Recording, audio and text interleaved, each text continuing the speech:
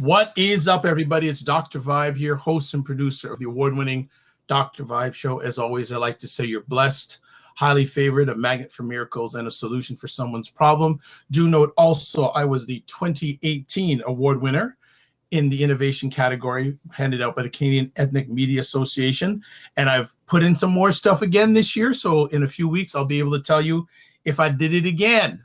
We're going to find out. But it's never about me. It's about the friends that we have come on the Dr. Vibe show. And as always, remember, this is the home of Epic Conversations, and I'm the host of Epic Conversations. This gentleman was on a little while back, and we've developed a good communication link through Instagram, face-to-face. We had a great conversation about a week ago for about an hour and a half. And one of the best things he told me, I put a challenge out to his wife, and she achieved it. So he said the first thing, Dr. Vibe, I just want to tell you that my wife got her assistant. I go, good. That is good stuff. What is up, Dre? Thanks for stopping by. Let me introduce my friend. I'm not going to get too much into deep because he's been on before, and you can go to my website and you can see his bio. But what we'll just say is that Mr. Danny Stone is an author, success coach, teacher, and community servant that has dedicated his life to helping people see possibilities and take massive action. Not action, massive action. His book, You Have the Keys, Now Drive, has garnered readers from seven countries thus far. As a seasoned facilitator, he delivers engaging personal development seminars on finding your purpose, true purpose, success, and being the driver of your life. He is a former college instructor, certified life coach, holds a graduate certificate in strategic human resources management. He's also an advisor and community leader with the Zero Gun Violence movement based here in the Toronto area, which is a very important organization. And his mission is to teach people how to create more freedom and abundance in their lives. And tonight, we're going to chat about how to be confident in a world that tries to crush dreams. Mr. Stone, how you do? Doing great. How are you?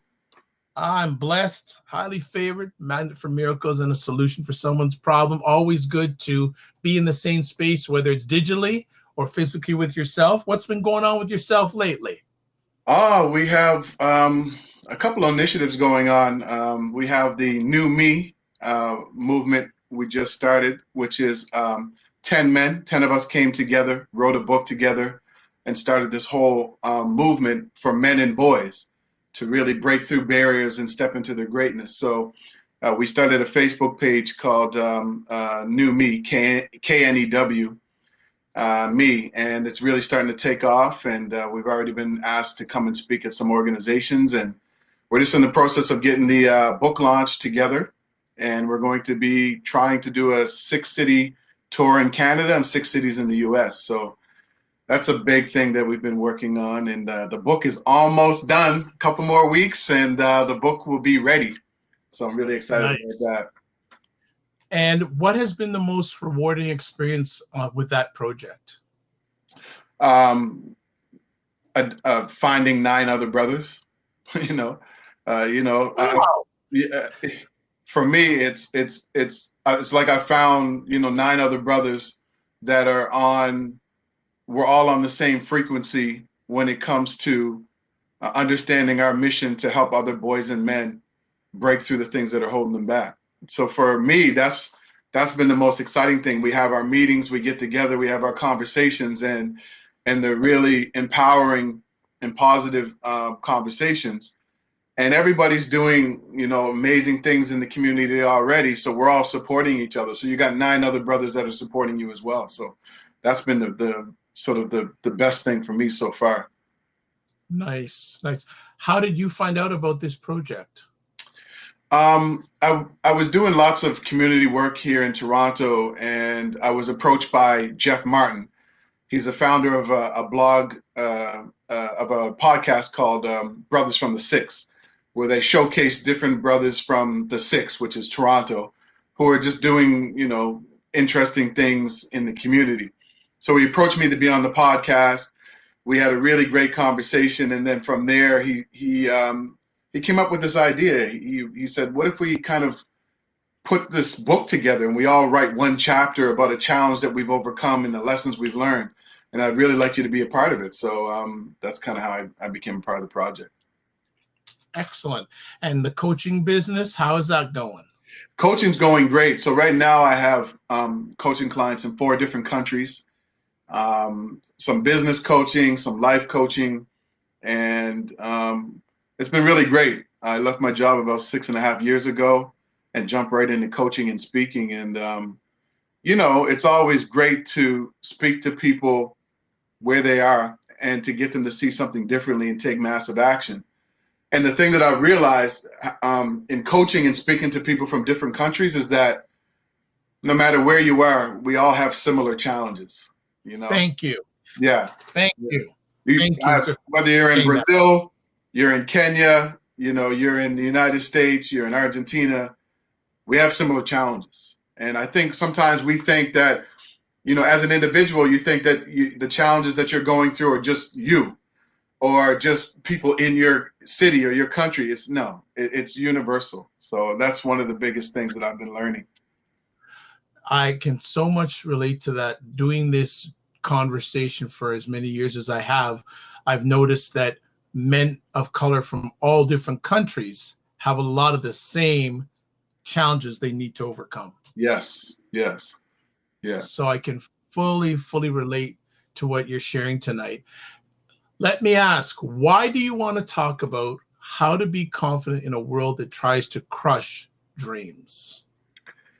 I want to talk about it because, one, I was thinking about my own journey. And, you know, in working in the corporate world for a long time and having, you know, various businesses over time, you know, one of the things that I guess I kind of took for granted was that I appear to be confident. I have this appearance of being confident in conversations and when I'm speaking. And a lot of people have been asking me, well, how did you get to this level of confidence? How are you able to have a conversation with a CEO of a company, or how are you able to stand on the stage and speak to, you know, 1,000 people? And then so I started reflecting about my whole journey, and it never started here. You know, I used to be the most shy, uncomfortable person growing up. You know, I grew up in low-income housing, and I was surrounded by lots of drugs and crime, and, you know, I got bullied a lot, and I was really in a weird place. And, you know, I hung out with some of the cool kids, but I still got bullied by them at the same time. So it was a whole journey for me to kind of build my confidence to get to the place that I am now. Okay. You mentioned a very interesting word, and I want you to drill down on the importance of reflection. Yeah, I think, well, I know reflection is a lot of us are so busy sort of chasing things, you know, running around. We have so many things to do. We don't spend a lot of time with ourselves. And when you look at where you are in your life, and if you're not where you want to be, the first thing we have to do is look inward. And so, you know, I realized that many years ago. And self-reflection it's kind of a window into who you really are and who you're trying to become. And a lot of people just run from that. We don't want to speak, we don't want to be truthful with ourselves. We don't want to know that we've messed up things in our lives. We don't want to know that we made mistakes.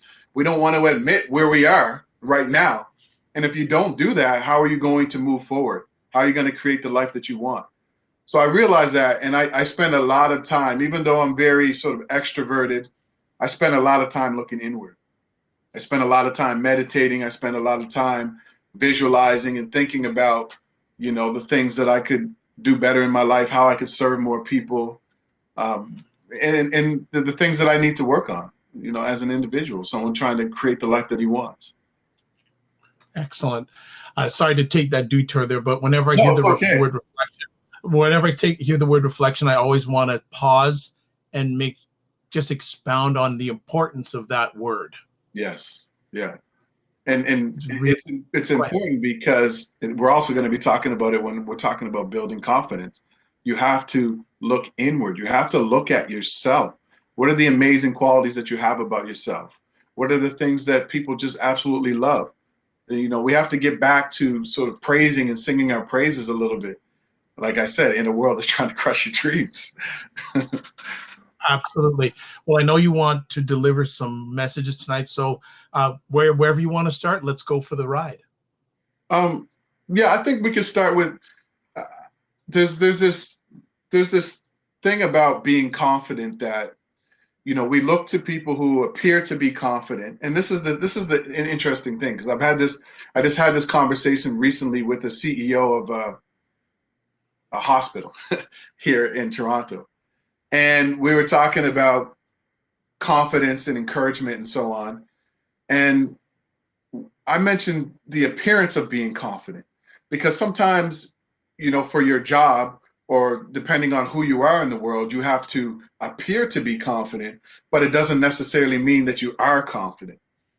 And and I think that's something that we have to understand because, for instance, my old boss, I used to work in learning and development, and we used to stand up and deliver training and facilitate and speeches to hundreds of people, you know. But what people didn't know was she's very introverted. So after that was done, she had to go home and just decompress. She wouldn't answer her phone. It took her 2 to 3 hours just to kind of decompress from being in this extroverted world. So if you didn't know her, you would think she's the most, and not to say she wasn't confident because she was to a certain extent, but there were pieces of her that she would tell you that it's not my thing. I'm nervous when I have to, and she would like literally sometimes have panic attacks and she'd have to calm herself down. So that's what I'm talking about when we talk about the appearance of confidence and actually being confident, right? And so for a lot of us, we have to, in our jobs, we have to appear to be confident and competent, right? But it doesn't necessarily mean that we are. So I think that's the first thing. What about the aspect of, I always hear this term, fake it till you make it. and that's not a good term. No. Is it? I don't think so. I mean, do you think it's a good term? No, but I still hear it periodically today.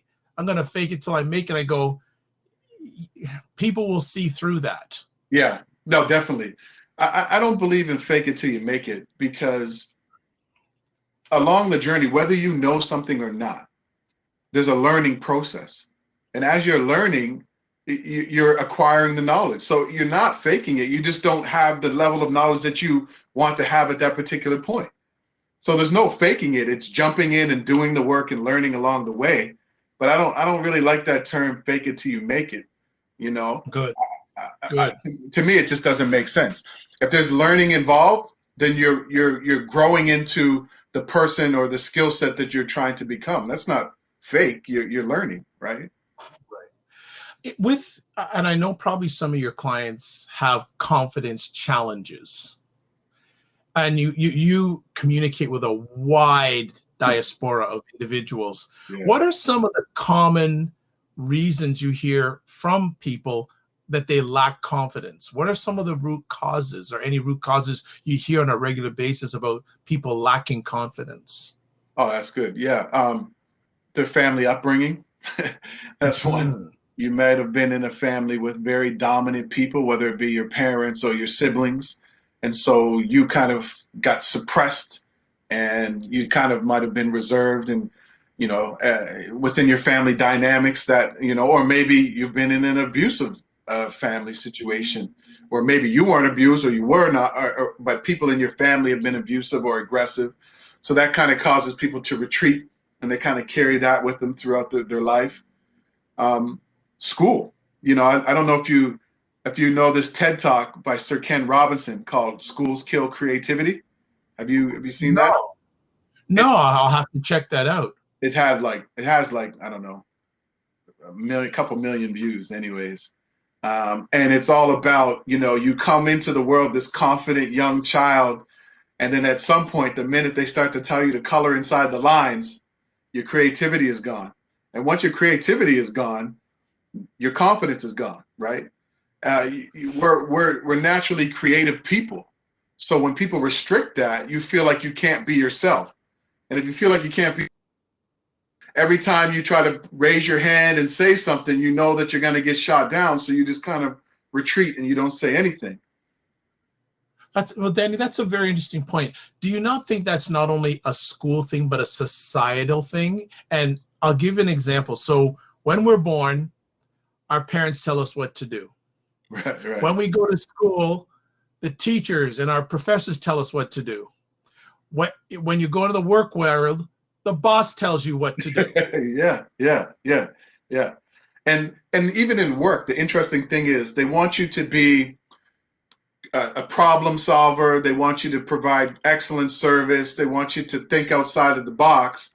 But then the minute you do that, they say, okay, we want you to do that inside this box, right? So even when they tell you we want you to be creative, we want you to go out there, take charge, there's still rules to it, which is inside of a box, right?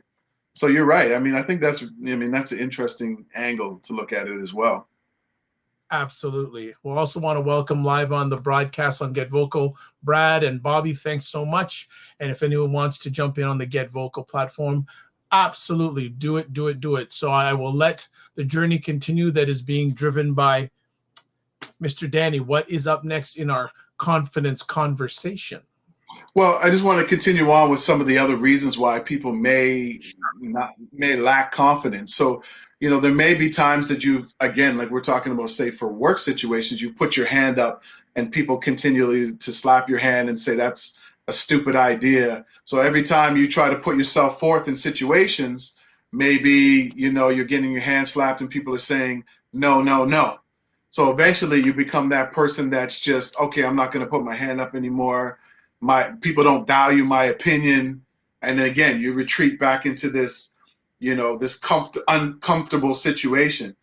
And we've all gone to places of business where the person, you've encountered somebody who just seems like they don't want to be there.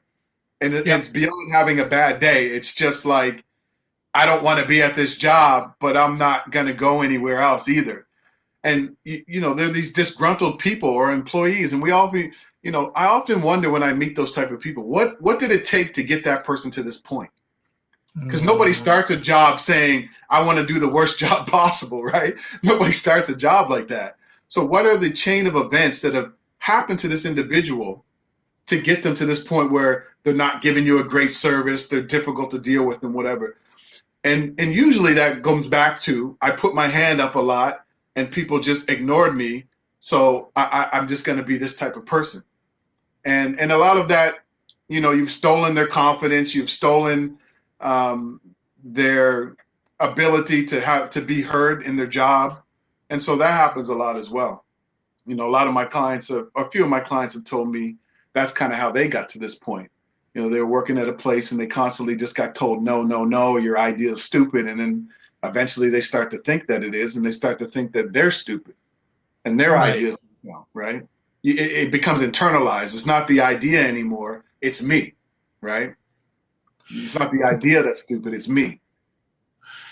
When we're talking in regards to this subject, and when you're dealing with clients about this, it sounds like sometimes there's a lot of unpacking, if I can use that phrase, that needs to be done just to start the journey. You have to. There's some unpacking, and I'm thinking about this way that, thank goodness there are people like you that assist, but there's a whole world full of people that aren't getting assistance in this area. No, I agree with you. Again, when you look at successful people and you look at, when I mean success, I don't just mean in terms of financial success. I mean in terms of how they live their life. They have the freedom they want. They're of service to others. When you think about successful people, they're very reflective. They take a lot of time to understand who they are, their strengths, the areas that they need improvement. And unlike school, they focus on the things that they do really, really well. And when you do that, you're constantly getting rewarded, whether it's internal rewards or rewards from people externally, the people that you're serving. All of that helps to build your confidence, right? But you have to understand your skill set. You have to understand what you're bringing to the world, what you're bringing to your family, your job, your relationships. And so a lot of it does start with looking in. But after that, there's the action portions that have to happen. And so I can get into some of the things that I recommend, that I've done myself and that I recommend to my clients, if you like. Sure. Oh, and it's one of the things I want to pick up on is the part of not having to rely on others to reward you to build your confidence. Sometimes you should reward yourself to Yeah, build the confidence. yeah, yeah. Reward is I mean, think about it. Like, think about the whole reward system and how we reward ourselves for things that we've tried so hard to achieve. Like, think about school, for instance. You graduate, you work 4 years for a degree, you graduate, you walk across the stage, and your reward is you go out for dinner. Now, I'm not saying there's anything wrong with that. You just worked 4 years, right? Right? 4 years for a dinner and to walk across the stage. Now, I'm not saying it's not a big deal, because it is, but I'm saying we have to reward ourselves according to the effort that we put in, right? That's how I see it. You have to reward yourself according to the effort that you put in to achieving whatever goal that you're trying to achieve, right? Would you also, to add on to that, would you also think it's a good idea to reward yourself as much as possible? Yeah. I mean, so if you have a goal that, like, from here's an example. I've always wanted to go to Brazil. When I was a kid, I saw some commercial about Carnival in Brazil. I think I was like 7 or something, and I just became fascinated, the costumes and everything. So I always wanted to go to Brazil. Now, growing up in low-income housing, I just never thought it was possible. Once I got out of that environment and I started working, I still had this mentality like it's not possible for me to do that. I had to save up so much money. I started thinking about all of the challenges, right? So then what happened was I sat down one day and I wrote out my goal in detail, going to Brazil for 2 months, this, and this. And what I had was this gigantic list, and I was like, I'm never going to be able to get this done. But what I started doing was I started rewarding. I created milestones. So every 2 to 3 months, when I would achieve a big chunk of that goal, I rewarded myself. And then I couldn't wait to get to the next reward and the next reward. So I kind of just had this reward system where every 2 to 3 months I would achieve a big chunk of that goal, whether it was, get my passport or my visa. Then I would reward myself, register for a Portuguese class because they speak Portuguese in Brazil. So every time I would achieve something, I would reward myself. And what that did was I couldn't wait to get to the next one. And then eventually the big one, which was go to Brazil. So I agree. Rewarding yourself often really helps you to focus on the big picture and what's really important and what you're working towards. So you did end up going to Brazil, right?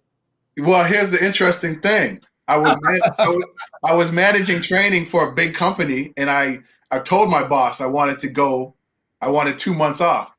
And because I was working on this big project, he said yes. And then, he said yeah. And then as it came closer to the date, he said no. He said, I talked to human resources. Unfortunately, I spoke too soon. So I said, you know what I said to him? I said, okay, that's fine. I'm going to submit my 2 weeks notice this afternoon. And he looked at me, he's like, what? I said, I've stood in the way of my dream long enough. I can't allow anybody else to do that. Nice. And he said, don't hand me a resignation. I'm going to go back and I'm going to work this out. I ended up going to Brazil and Peru for 2 months on paid vacation. Nice. Paid vacation. Congratulations. You're going to have to come back to us and do a session on negotiation. That's a good thing. One of the core people that support the Dr. Vibe show, So Steph, says she'd like to know how to manage the imposter syndrome. Yeah, I mean, it depends on what you mean by imposter. I think, again, like we were talking about, I think we feel like imposters because we're not where we want to be in the journey. But because you're not where you want to be in the journey, it doesn't make you an imposter, right? And so I think we look around and we look at other people's success and we see them at this level and we're not at the level that we expect. We think that maybe we're an imposter or we're a fraud because we're not at the level that we want to be at. And I felt like that before many times in my life. And what I had to remind myself is I'm not where I want to be, but I'm working towards getting there. And in working towards getting there, you're not an imposter. You're somebody who's on a journey to get where you're trying to go. And I think we have to that word imposter, unless you or I, a civilian trying to be a police officer without the skills and the credentials, and we're not working towards getting there, that's an imposter. But if you're on a journey and you're not where you want to be, that's not an imposter. You're just somebody who's not reached the destination in your journey that you've wanted to reach. And so for that, you have to get back to identifying the skills and the qualities that you have that make you a beautiful, great individual, and play on that.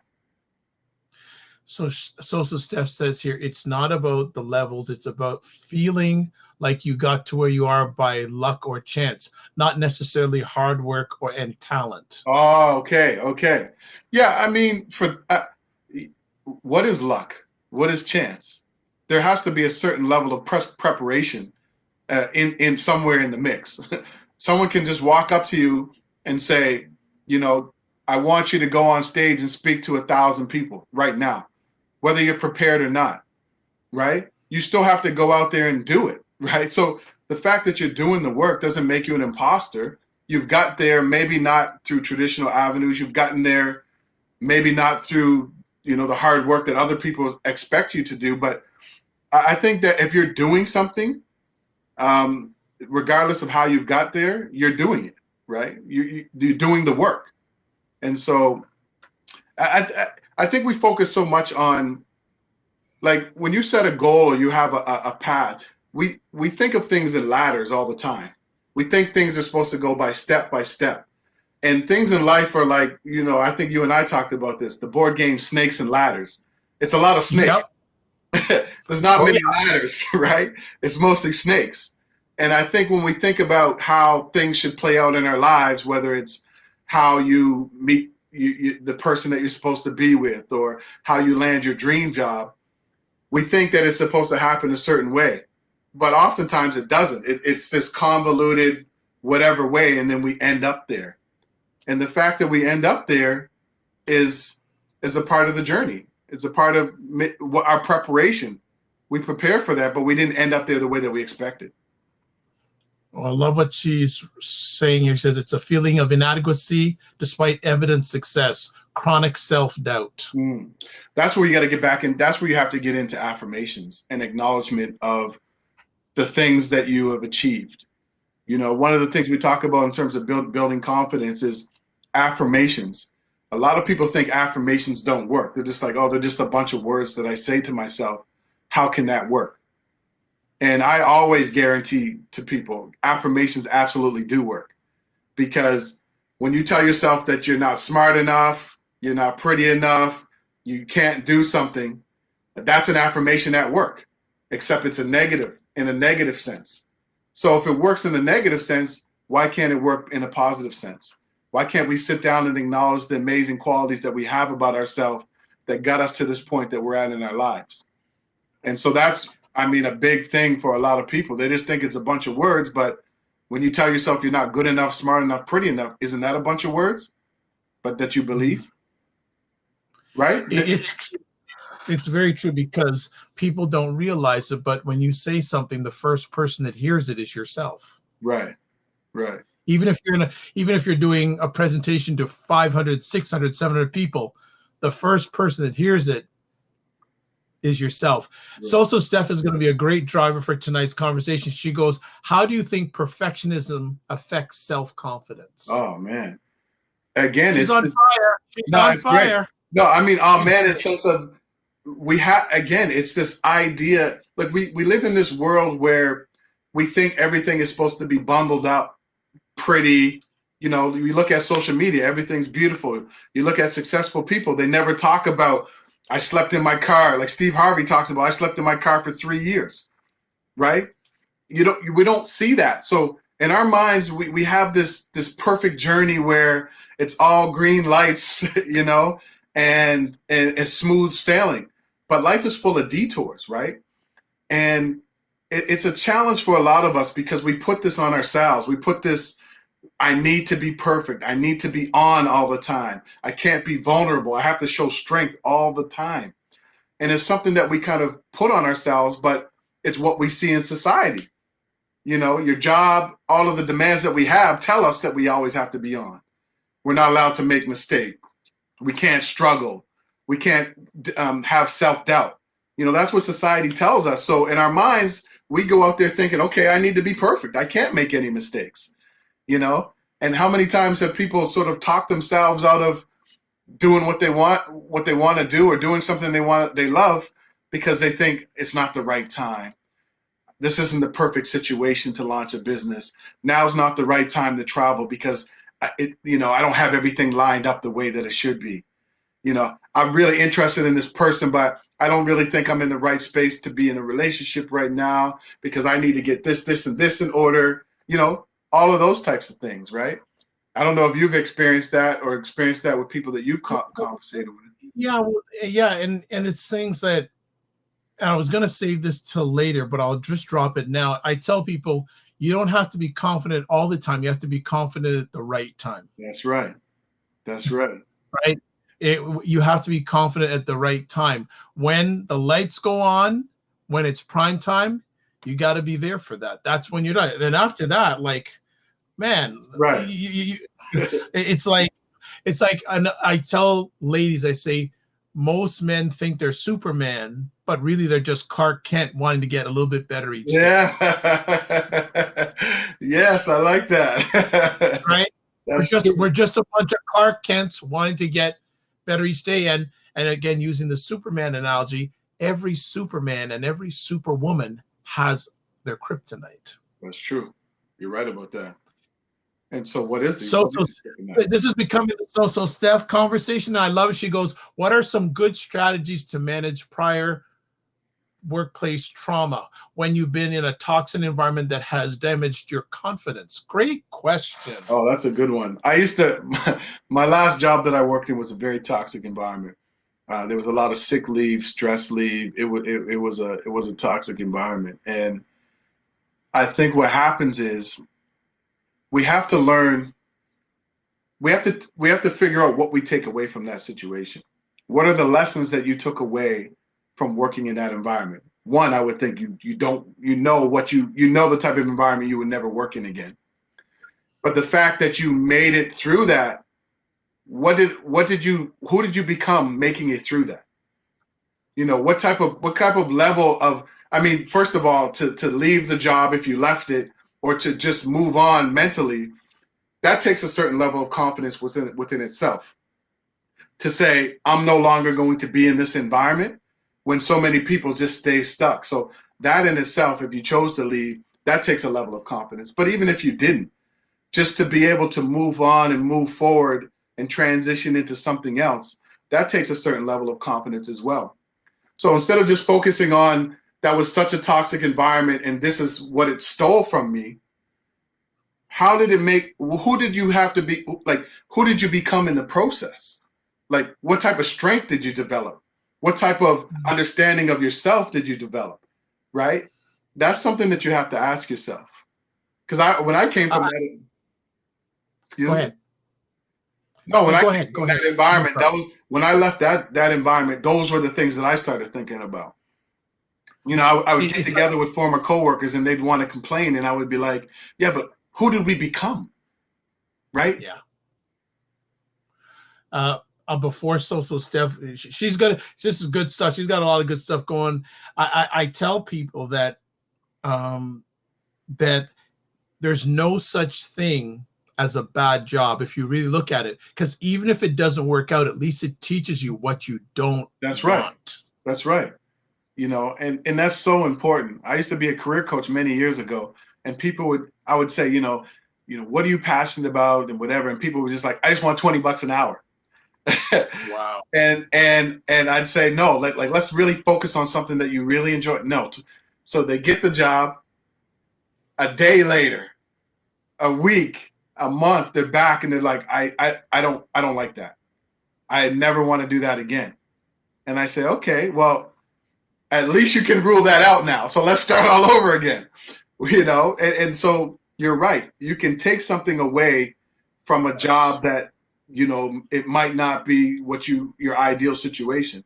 Even if it's a toxic work environment, you can still there's some takeaways from that. I know for sure there's certain environments I'll never work in ever again because of that. Absolutely. Next question from So Steph. Are there any qualitative or quantitative ways to measure confidence? Good questions. Really good questions. Yeah, that's really good. It depends on what we're talking about. Like, for a lot of people, public speaking is very challenging, right? So there's a way to measure that, because if you take public speaking courses, maybe Toastmasters or something, you get to a competent level, you go and deliver a speech, you get, instant feedback, which is the audience clapping and cheering, or maybe afterwards there's a lot of places that I workshops and seminars they do a questionnaire afterwards, right? So when it comes to speaking, there's a quantitative and qualitative kind of way to measure your speech based on the audience reactions and the questionnaire survey afterwards, the evaluation, right? So that's in terms of public speaking. But in terms of everyday life, like networking and those types of things, I think when you go to a networking event, for instance, what is your goal? Is your goal to connect with maybe two like-minded individuals that you might want to follow up with? If that's the case, then that's another sort of quantitative method that you can measure. I met two people that I really wanted to connect with, two people at this networking event. I connected with two people that I'm going to follow up with, and I think it could be a promising relationship. So in that regard, there is. But then in everyday life, it's the quality of the relationships that you have and how people react when you're communicating with them, right? Especially in difficult situations. I think that, because you can be a great communicator, but when there's difficult situations or people that challenge your values or your views, that's when we have these kind of communication breakdowns, and then we start to question ourselves. We start to lose confidence in even our own values sometimes, right? Next question from So Steph. Do you equate shyness with a lack of confidence? No, I don't equate shyness with a lack of confidence. I think that, again, when we talk about confidence and we talk about just being a leader and success, a lot of us think about it as being really extroverted, really being out there. And some of the most impactful leaders are people who are very thoughtful, who are very reserved, who are very selective with the words that they use, right? So I don't equate confidence to being shy at all. I just think that there are times, like you said, that you have to assert yourself and you may have to be on, but I don't think that being shy is equivalent to a lack of confidence at all. No. Cool. I know there's some other things you want to get in before So Steph asks another question. These are great questions. Yeah, these are great questions, So Steph. Thank you so much. You're always on point, and we do not take it for granted. So please keep on adding and leveling. You're done. I don't believe you, but we'll see. We'll see if you're done, So Steph. So what are some of the things that you do with your clients in regards to leveling up their confidence? Yeah. So I guess I could break down. So people often ask, okay, what if I could only do one thing to kind of move my life forward? What would that one thing be? And it's a challenging question because there's so many things that we should be doing. If you really want to move your life forward, it's all about shifting your mindset and changing your habits. Those two things alone are really the key to kind of creating the life that you want, along with taking action. But a lot of us have these limiting beliefs that kind of hold us back. So the minute that we think, we want to try something or explore something, that negative voice clicks in, and then we, within 5 to 10 seconds, we kind of retreat and think, nah, I probably can't do that. So a lot of it is being able to shift your mindset and also replacing your habits, right? And so if people ask, what's the one thing that I can do? I often tell people, start with a morning ritual. So I think you and I had this conversation before, but I'm very particular about certain words. So oftentimes I see morning routine interchange with morning ritual, and they're not the same thing. Your morning routine are the things that you have to do. You have to get up, you have to shower, you have to go through these motions to prepare yourself for the day. A ritual are the things that you look forward to. They're the things that are going to move your life forward. They're the things that are going to create the peace and the calm in your life that you're seeking. So a morning ritual is a set of habits or activities to create this peace and calm in your mind, but they also begin to help you to shift your mindset and your habits and replace those habits that aren't serving you well. So I often recommend people, and when you look at highly successful people, they all have a morning ritual. They all wake up early, and they all have their own things that they do before they even start their day. And it's all about taking care of yourself, feeding your mind, body, and spirit before you do anything else in the morning. And so that's one of the things that I recommend to all of my coaching clients. I always ask them, how do you start your day? Because a lot of people hit snooze 10 times. They jump up out of bed, then they start racing to leave the house. Now you're trying to play catch up for the day.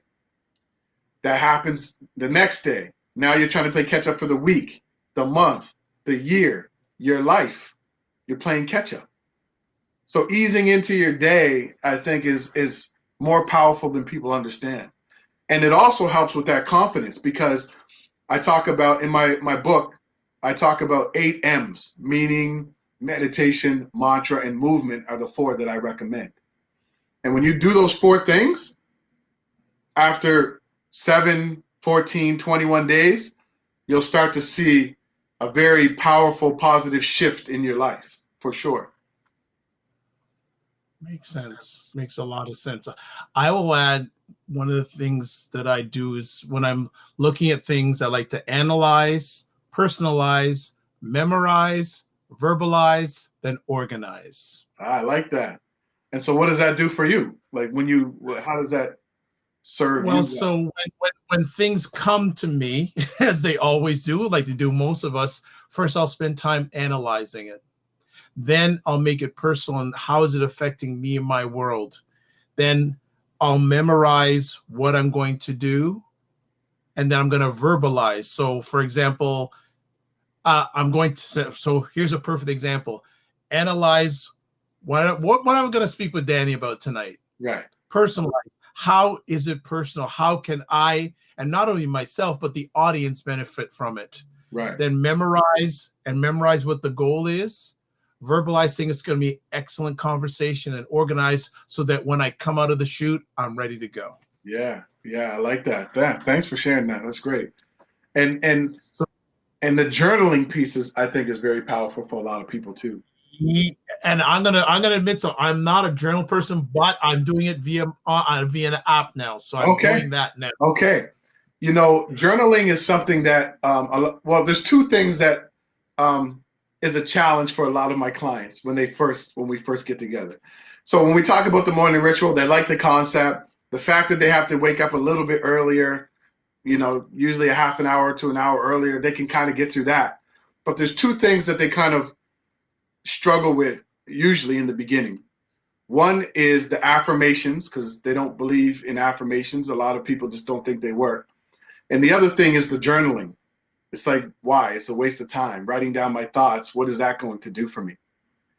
And quickly they realize once they do those 2 things for a week, and they can go back and look at what they wrote 7 days ago or 14 days ago, how they were feeling, thoughts that they might have had, ideas they may have generated for their business or for their life. It's this chronicle that they have of their life on paper. And even sometimes when they're struggling, they can go back and pinpoint, oh, I know why I'm struggling, because 2 months ago, I see here in this journal, I still haven't resolved that thing that I was struggling with back then. So there's a lot of power in journaling, even if it's for clarity, to make sense of what's going on in your mind, right? And so those are the two things that a lot of people typically struggle with in the beginning. Can I just add on something to what you just shared? Sure. My major mentors taught me a lot, but one of the things I can also say in regards to building your confidence, he believes in something called celebrate every Sunday, and especially if you have someone you can do this with someone, it's even better. Celebrate 3 wins you had that week. Yeah. That's one of the things I get all my clients to do.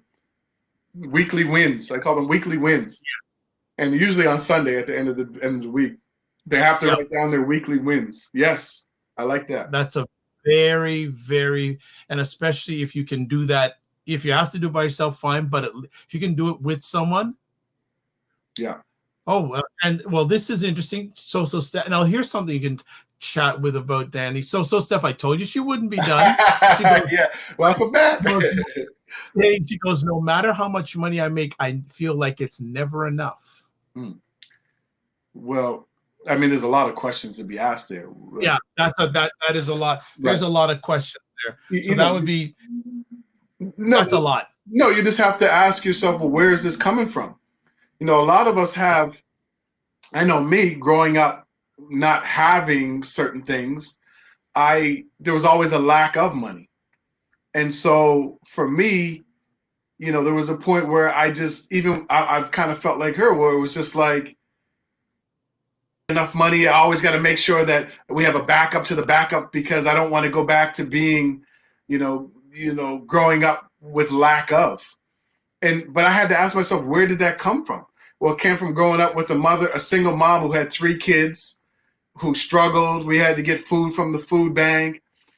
And there's a point where I had to say, well, I'm confident in who I am and my skill set to know that, you know, I am able to provide for me and my family. And it's a weird kind of situation to kind of be in, because there's a lot of questions that we have to ask ourselves around why we think that way. And a lot of it has to come usually with our childhood or certain things that may have happened along our journey. Usually some kind of relationship with money. Like, where did you form your relationship with money? Where does that come from? What has happened to you along your journey that, you know, maybe there were some challenges with money, and are you still holding on to some of those things, right? So Steph adds on, I just want to be in control of my life, and to me, money is a big factor in that. Yeah. And is it money, or is it the freedom to be able to do what you want? It brings up a very interesting point. There are people out there who were not happy with what they're doing, making good money. Oh yeah, I have clients like left what they were doing, made less, and they're having more happiness. Right. Now, I'm not saying that's all the time, but there's a number of examples out there of people who said, you know, what is it really? Now, everyone's different. So I'm not saying it's a statement, but you have, you know, I guess I come from my mindset is money funds the mission. It's not the mission. Yeah. So that's just me.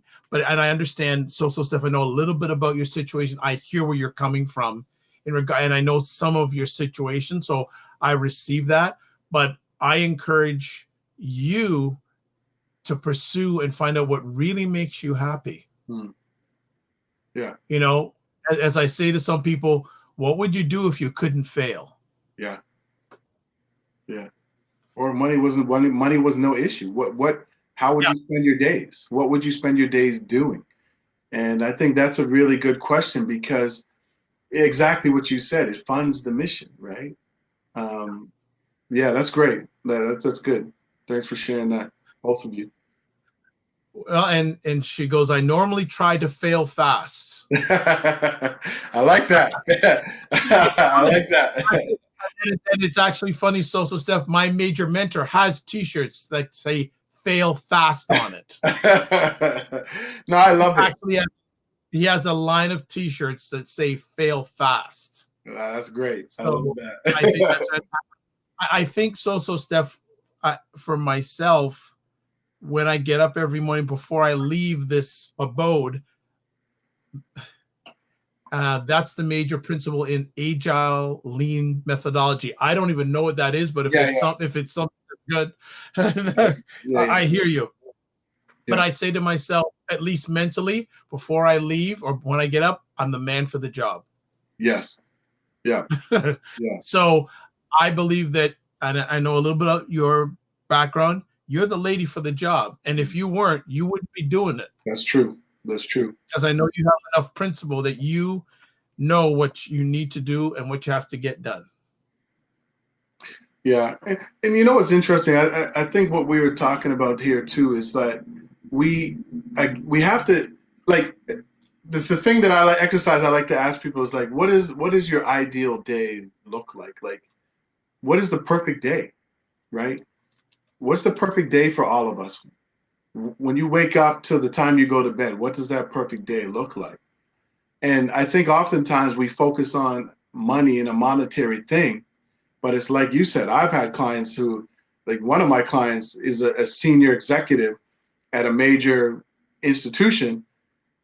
He's divorced and his 2 kids want nothing to do with him because he just spent his whole life just so into his career. He missed so many events and engagements, and he was just so disconnected from his family that he lost them in his mind. And so if you ask him, is he successful? He says, hell no. How can I be successful? Right? He goes, I could have missed meetings. I could have, taken more trips with my family and spent more time. I didn't need to be on the job all the time, chasing money. But for him, he thought, providing financially was all that his family needed. And unfortunately, he realized much later that they needed a lot more than that, right? And so I think that's the case for a lot of us. We're chasing, well, we're doing what we have to do. We have to get up and go to work, and we're always trying to find ways to get ahead financially, but we forget to take care of ourselves. We forget to take care of our mind, body, and spirit, our loved ones, to spend that quality time with them, and to just make those moments count, Yeah, I another thing I've started to incorporate is make sure that, I take care of myself. I do what I can to help my family, take care of my friends, take care of my career, and take care of what you're blessed with. Yeah. Yeah. A lot of people don't realize that we all have gifts and talents, and it's a blessing to have it, but you got to make sure you take care of it. Yes. Yeah. And that can take in greatness, and make sure that taking care of what you're blessed with just doesn't benefit you alone. It's at least benefiting at least one other person. I agree with that. And I think the other thing, the powerful thing, and a lot of athletes realize this, and a lot of CEOs and executives realize this, it's the power of visualization. If you're really trying to build this confidence and this and see yourself, in the success and in your greatness, it's visualizing yourself in situations, comfortable and uncomfortable situations. So if you have to give a big presentation, visualize yourself giving the presentation, go over it in your mind, imagine people positively reacting. Or if you have to have a difficult conversation, think about that conversation and how it could go. Visualization is very, very powerful, not just for athletes, not just for CEOs, but for all of us. We can all see ourselves being confident in different situations that we may not be that confident, right? Well, and it's interesting because when I have to do, I don't like the word presentation. I like to share. Yeah. I call them sharing sessions. I go in with success. Yeah. And if I'm doing a negotiation, I go in with the thought process that I already got it. Yes. Yeah. Yeah. I already got it. Yes. All I'm there to do is just to find out what do they need action done. I already got it. That's right. That's right. Yeah. And I think that's, I'm the same way. When I go into meetings or I act as if I already got it and this is just a formality, right? So, Steph, and I love how you're staying with the Steph, because I know you're enjoying this. You're going, I suffer from anxiety and I have to remind myself in tough situations. What if things go well? I'm sort of not understanding that. Is it the fear of success? like you anticipate having something, and what if it actually happens? Is that what the question is? Yeah, I know she'll type and give further Yeah. explanation. When you are anxious, you focus on the negative, she says. Hmm. Yeah, I think when it comes to anxiety, you need a routine. You need some type of ritual that you go through to help you decompress. Whether it's a breathing technique, an affirmation that you say to yourself, like you said, "I'm the woman for the job," or whatever that powerful statement is. You have to live and breathe it. And when you feel that anxiety coming on, what is that one thing that you can do to kind of decompress and compose yourself, right? It's different for everybody, but maybe that's one thing that you need to develop if you don't have that yet. And I respect you a lot, so Steph. So I believe that whatever situation is, especially professionally, you know your stuff. Yeah, yeah. So if you know your stuff, you have all the reason to be confident. Yeah, because a lot of the time, you know more than the people that you're delivering the message to. that's true. So you are in a position of strength. That's true. Yeah, You are in a position of strength, and like for myself, whenever I have to share with a group of people, sometimes I get nervous, absolutely. But I always say to people that, you know what? I'm a little bit nervous, and the only reason I'm nervous is because I don't want to sell you guys short. I want to make sure that I give you the best of myself. and I think within those situations, most people don't even know you're nervous. So with us, Yeah, there's no point in even they're not, drawing attention to that. they're not up there. They Yeah, don't want to be up there. You're right, up there, so right, right. And even if they see that you're nervous, it doesn't matter. I think, and this is why, Dr. Vibe, rituals really can be powerful. When you look at some of yeah. the top speakers in the world, they have a ritual. Tony Robbins goes through this whole thing, this chant, and he's been doing this for how long? He does this whole thing. And I think when you know you have a big meeting coming up, you know you have to share, you know you have a conversation that you might not be looking forward to, that ritual kind of gets you in this zone of confidence. It gets you in this mindset that even if it goes bad, I know I'm confident that I'm the person to put this forward, right? And so having this ritual kind of gets you in this mindset, and it's a thing that you kind of subconsciously become aware of. So when you start to feel this anxiety, automatically it goes, okay, you just go into this whole ritual and you don't even realize why. You calm yourself down and you get focused. And so that's why I like the idea of having these rituals, especially for certain situations, whether it's before a meeting or a big presentation or sharing session or whatever. So Steph says my coworkers think I'm as cool as a cucumber, There but you you're go. probably churning and burning inside, aren't you? Who hasn't been there? I love it. Oh, I tell you, like, and just to share with you, so Steph, earlier on this year, I had to give a presentation in front of 300 women at a racialized maternal health conference.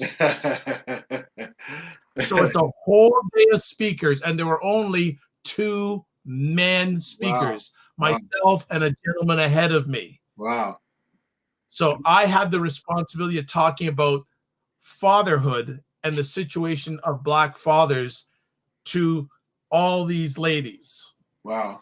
And the funny thing is, the gentleman in front of me, he had an incredible PowerPoint demonstration. I mean, this and slides and the whole bit. Right. And I'm going, oh boy. Yeah. I'm going, oh my goodness. So what did I do when I got in front of the audience? I said, look, I ain't giving you no PowerPoint. I'm going to give you a little bit about me, a little bit what our organization does, and some stories. Yeah. I was very blessed because after the presentation, I was speaking with different women for 2 hours. Wow, that's amazing. It must have been, you resonated and you connected with them, obviously. 2 hours. Yeah. Wow, that's amazing. For 2 hours. And some of them still keep in touch with me up to this day. That's amazing. And so you see that, right? It's being authentic to who you are. You were confident enough to go out there and not be like, okay, I'm not him. I don't have this PowerPoint. You went out there being yourself, being the confident person you are, and said, I'm going to do it my way. And that's what confidence is. You could have got up after him and just said, I fumbled through it, or tried to put up some, whatever PowerPoint, but you were yourself. And that's where the confidence kicks in. See, this is what we have to understand. The conversations that we have, or the presentations or the speeches that we have, they don't have to be perfect, but you have to come from a place of caring. And that's the thing to confidence, knowing that people know that you care, right? Yeah. Just knowing that you care if you did do PowerPoint, it could be horrible things, technology could have went wrong and everything. The fact that they know that you're there, you really care, you're sharing stories, you're being honest and genuine, that gets you so far in life, in relationships, in business relationships and everything, right? And it's interesting. You Foresight on Periscope says, "Wow, talk about being in the line of fire, or should I say, the lioness den." Yeah. And would like to say she was on a few moments ago. Ms. Trudy Stone was joining us on YouTube, so thank you for taking some time to join us. Okay. Big time, Trudy. She also said, saying, I can talk all day about things I'm passionate about. No PowerPoint needed. But that's fantastic. Yeah, no, that's great. That's confidence.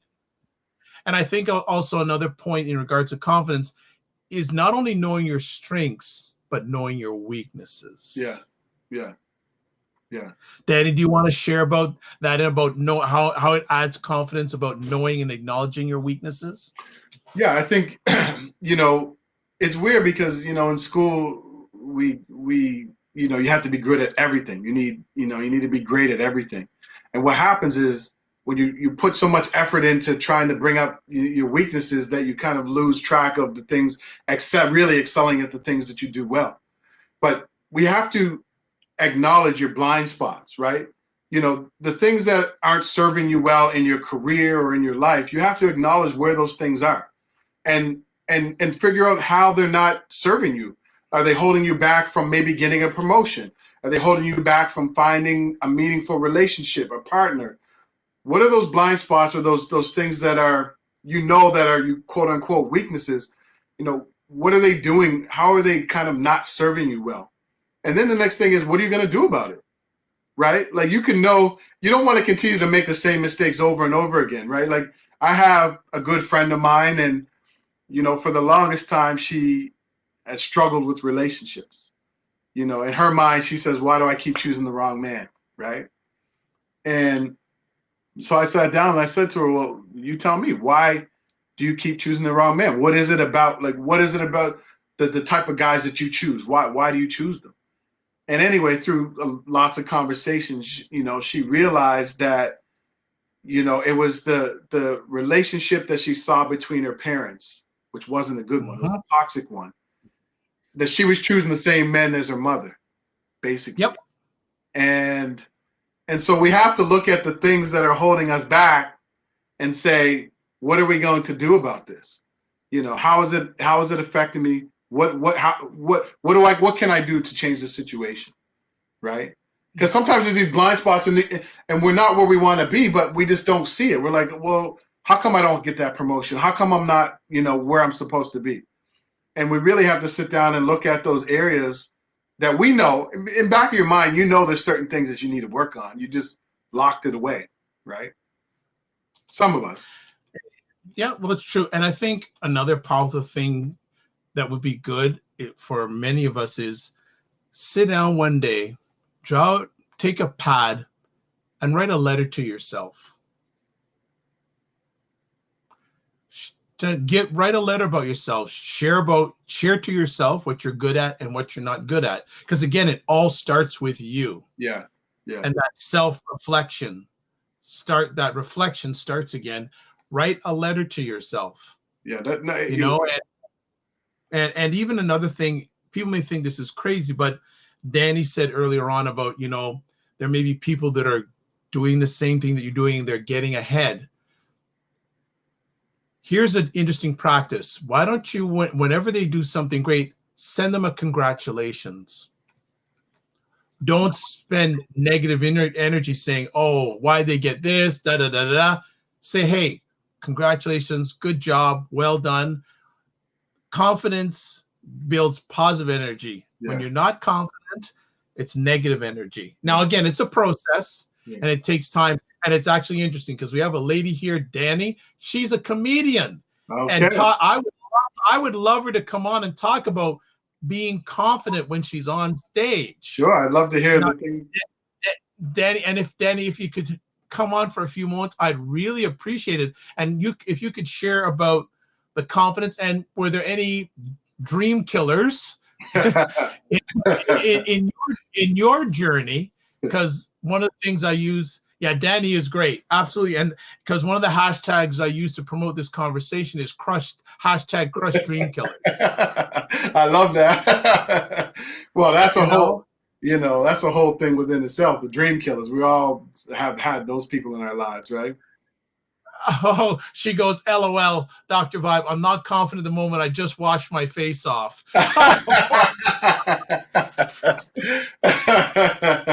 Oh, Danny. Oh, my goodness. Well, Danny, I have to get you on sometime because I think your journey would be great in regards to confidence because you're a comedian. And I'm sure the first few times you got up, it wasn't easy. Yeah. And there may be even times now where it isn't easy. And she's scary as AF. Yeah. It is. I mean, even like you, Dr. Vibe, being a business owner is scary. Having to go and talk to people, absolutely, to lock down clients and to meet with people. Sometimes you're going up against people who are quote unquote bigger than you in your industry or even bigger companies, and you think that you have all this self-doubt, like, how am I going to land this client over somebody else? I'm not Tony Robbins. I'm not Les Brown. I'm not, you start having all of these sort of negative conversations with yourself, and you have to talk yourself out of that. You have to get out of that mode to be like, yeah, but my journey is different, right? And like what you were just saying, we all have a different path and a different journey. It doesn't have to be like somebody else, right? And that's the thing that we have to understand, because we don't even know their journey. We don't know the route that they took to get there. We're just seeing the end result, which is this quote unquote successful person, right? Exactly. And it's too bad because we could have two Dannys on, one with two ends. I have to do with one, not TNT, D&D. Oh man, I'm so disappointed. I'm telling you. Danny, oh man, that's all right, Danny. Another time, but again, and she goes, I'm the crazy Danny. Okay. I like it. but Danny, you're speaking some very powerful words, because especially in your profession, wow, like you're going to different places all the time. Yeah. And you're dealing with people who could have really good days, really bad days, and they have an expectation for you to make them laugh. Yeah, that's gotta be crazy. Being a comedian. And Danny, my apologies. We started to have a conversation about getting you on. Okay, we're gonna make that happen. And when it happens, I'm gonna hopefully have Danny, the good Danny, on with us also. Yeah, that'd be fun.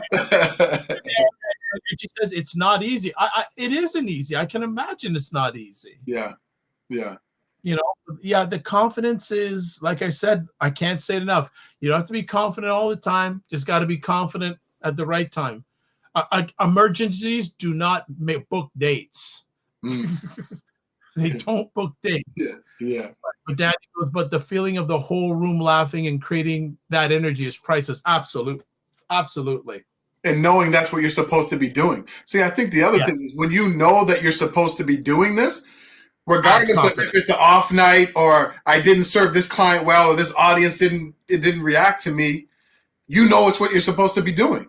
So you know that the next time you're gonna kill it, and the next time after that. So once you know that you're supposed to be doing something, you know that the universe, God, whatever you believe in, is going to work with you to make sure that you get to the level that you want to and beyond, right? So and it's so Danny says, you know, oh, I've had bad nights. It makes you want to get back up there though. yeah, that's good. And up there being undefeated. That yeah, we have to Dan, we have to get John, because the thought process on how you do what you do would be very, very enlightening. Yeah. In regards to the whole rituals before what happens before, you know, you get out on stage and all that kind of stuff too.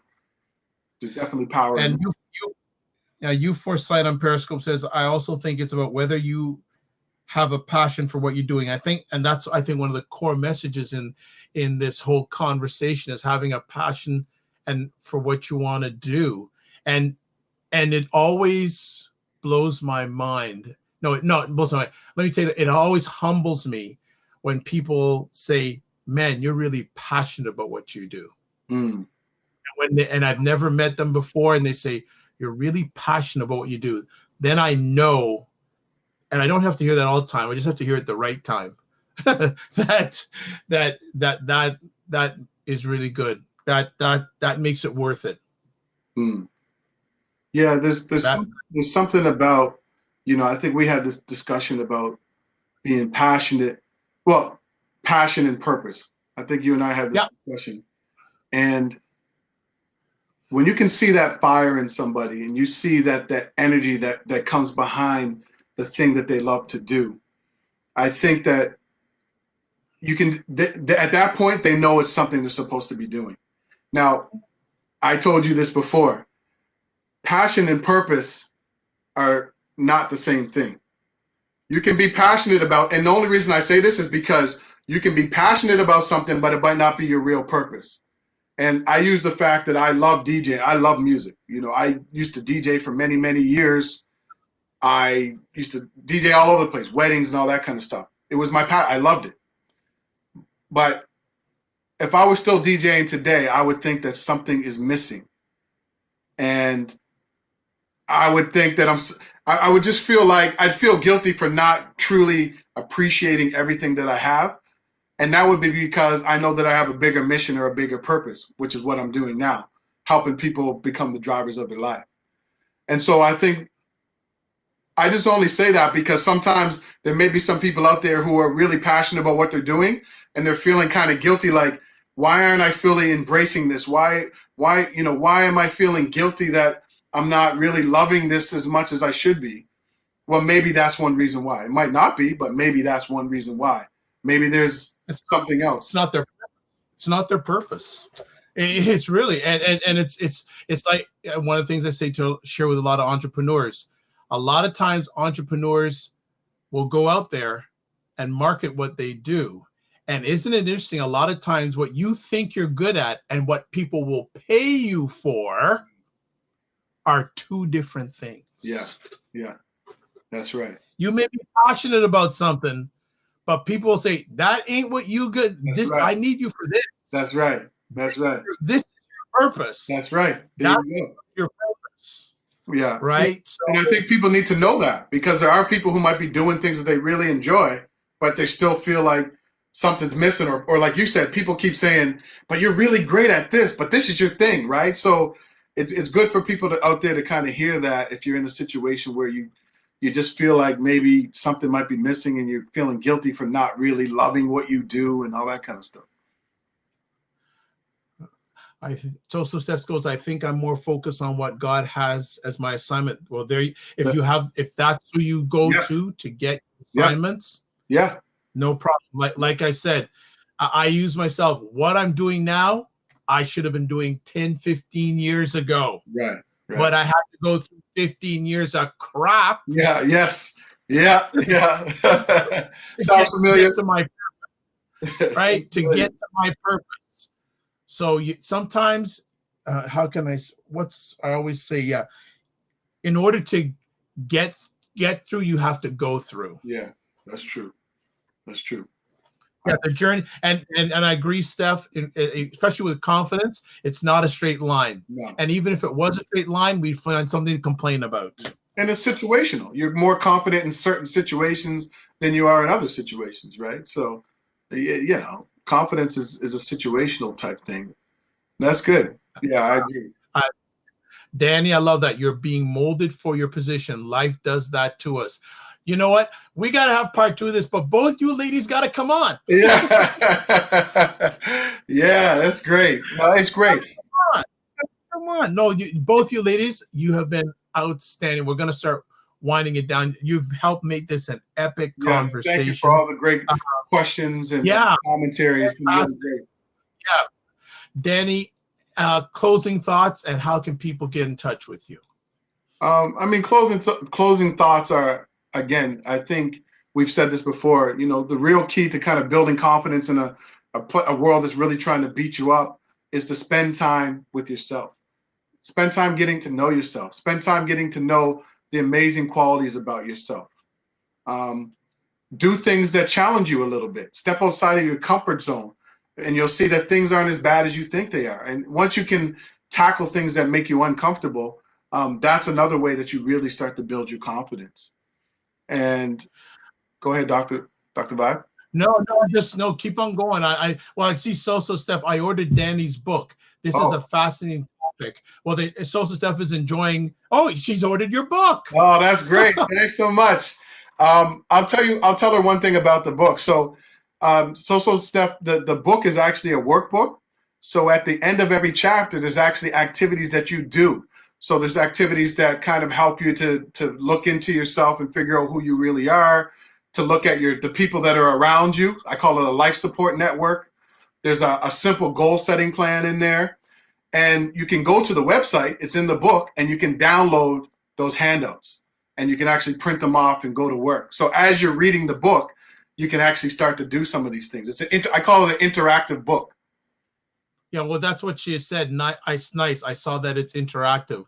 You know, Soso Steph, I know when friends come on the platform here and they have materials available, it always levels them up when a member of the audience goes that extra mile, or in Canada, extra kilometer. and I've got some value out of this. I want more. And that's one of the things that I'm very appreciative. I know Danny's very appreciative also in regards to that. Because one of the things I believe that as much as possible, I want to have people on this platform who are encore performers. Mm-hmm. And what I mean by that is when you go to a concert or when you listen to Danny DJ, after he's finished, you want more. You want where is this book? Wow. Okay, hold on. We're gonna get the link because it looks like another person wants this book. You know great. What? They don't. I love it. At least they don't come on, but they support. I love it. Yeah, that's great. Let me just see if I can get now. If I put the link for your website, will they be able to access it from there? You have the keys now drive.com. You have the keys now drive.com. You have the keys now drive.com. Yeah. Okay, so Danny, I just put you have the keys now drive.com. If you go to that website, you can purchase. Yeah. Wow, ladies, thank you so much. Thank you very much. You know, and I want to thank everybody for the conversation, the questions. These are things that we like. These are the kinds of conversations we need to be having, right? If you're trying to become the best version of yourself and create the life that you want, these are the kind of conversations we need to have, right? And so I just want to thank everybody for their questions, their commentary, you know, just for sharing and giving. I really appreciate it. Well, this has been great. I want to thank, again, Danny, the crazy Danny, and Soso Steph. I'd like to thank Dre, who was on earlier, Big Bad Brad. Also, Bobby jumped in for a little bit. Also, U4Sight was on the Periscope platform. Had some other people on Periscope. Of course, Ms. Stone was on YouTube. Thank you all for taking time out of your positive, productive schedule. And I'm going to just encode a last little thing I said, asked Danny's permission before we came on live that I wanted to slip in here. So how many about, was it 10, 12, about 14 weeks approximately 14 weekends between now and the end of the year. Yes, end of the year. But people have to realize it's not just the end of the year, it's the end of a decade. Mm-hmm. Mm-hmm. So I have received a challenge by my mentor, and I'm going to share it with you. Why don't you take some time and write down your accomplishments over the last decade? That's a good one. Just not so. Yes, at the end of the or during the end of the year, we like to write what we've accomplished in the year, but it's not the end of the year this time. It's the end of a decade. Go back over the last 10 years and write down your accomplishments. Mind will be blown away on what you've achieved over the last 10 years. And if you handle it right, it will level up your confidence. It's momentum for going into 2020 too. Exactly. So I'm just leaving with that thought, because I've already started writing mine out. Wow. So, and actually, you know what? Danny, we need to do something offline. We should do something like that. We should put it out there and maybe do a broadcast and see if people will come on and do a 2020 challenge. Yeah. A decade. Oh, Danny's in. Oh, Danny. And share. Yeah. Okay. Danny, give me can you type in your email address right now so I can keep you in the loop? So when Danny and I have this conversation, you can be part of it. But I think people not realizing this is the end of a decade. Yeah. And this is the time to reflect. This is the time to think about what have I done in the last 10 years, right? We need to capture that now because we're moving into a whole nother decade. That's going to be serious momentum. Instead of waiting till December 31st, we're starting now, right? Yeah. We're starting to build the momentum. What do you want to vision in that next? What do you want to achieve? What have you done in the last one? What do you want to achieve in the next 10? You know what, Dr. Vibe? I have something I'm going to send you that we may be able to send out to people. It's a year-end reflection that I do every year. There's like 10 questions I ask people to ask themselves, but we can reconfigure it for the end of the decade. I think that would be huge. Yeah. Okay. When he shared that with me, I said, I never thought about that. Wow. I never thought, okay, I'll go into 2020. Yeah. But what have I, like, it's a decade. Yes. Danny, email address, please give it to me before we go off. Dr. Vibe here. I'm the host and producer of the award-winning Dr. Vibe Show, the home of Epic Conversations, and I'm the host of Epic Conversations. If you want to find out more about, there we go. Thank you. Got the email address, copy paste, and if you want to find more about my Epic Conversations or about me, just go to my website, thedrvibeshow.com. Also, I would encourage people, follow Danny on Instagram. I am Danny Stone everywhere. My website, all social media, I am Danny Stone. And I think Danny and I are having a nice back and forth every day, putting up motivational messages. I feed off of him. Your feed. Your Instagram feed looks amazing. I love it. So we're going back and forth, and I'm just at the DRVIBESHOW. But yeah, follow us if you have any questions. I'm gonna push them all to Danny because he's the expert. And he would love to answer and hear from you. We'll just end it off here. Live your life as a dream. If you can dream it, you can make it. Next up, sometimes you have to get smaller to get stronger. Finally, block assumptions and then aim bigger, aim higher, let me get it right because I don't want to get it wrong. Here we go. Aim bigger, aim better, aim higher, aim wider. Thanks everybody for watching live on the replay. Danny has made a promise that it'll be on at least once a month.